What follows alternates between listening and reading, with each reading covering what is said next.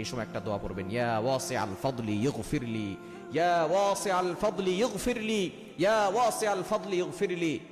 হে অসীম ক্ষমতাবান আল্লাহ পাক রব্বুল আলামিনকে আপনি ডাক দিচ্ছেন, ইগফিরলি, আল্লাহ আমাকে ক্ষমা করে দেন, আমি গুনাহগার, আল্লাহ আমাকে ক্ষমা করে দেন। ইয়া ওয়াসিআল ফাদলি ইগফিরলি। আমরা অনেকেই আছি এই ইফতারের পূর্ব মুহূর্তে মোবাইল নিয়ে রিলস ভিডিও দেখতে থাকে, বিভিন্ন ধরনের টিকটক ভিডিও দেখতে থাকে, অনেকে কথা বলতে থাকে, অনেক ধরনের আয়োজন হয়, বিভিন্ন ধরনের কথা হয়। কিন্তু এই সময় আপনি 10 মিনিট আগে ইফতারকে সামনে নিয়ে বসে যাবেন, আপনি তারপর আল্লাহর কাছে বলবেন, আপনার দুঃখের কথা বলবেন, কষ্টের কথা বলবেন, আল্লাহকে বারবার বলবেন, ইয়া ওয়াসিআল ফাদলি ইগফিরলি, আল্লাহ আমাকে ক্ষমা করে দাও, আল্লাহ আমাকে ক্ষমা করে দাও। না, যে ব্যক্তি রমজান পেল আর নিজের গুনাহ ক্ষমা করতে পারলো না, তার মতো হতবাগার কপাল পোড়া কেউ হতে পারে না। এজন্য আসুন আমরা ইফতারের পূর্বে এই ছোট্ট দোয়াটা বেশি বেশি পড়বো, সর্বনিম্ন 11 বার পরে আল্লাহর কাছে দোয়া করবো, ইয়া ওয়াসিআল ফাদলি ইগফিরলি। পড়া যাবে তো ইনশাআল্লাহ? আল্লাহ তাআলা সকলকে আমল করার তৌফিক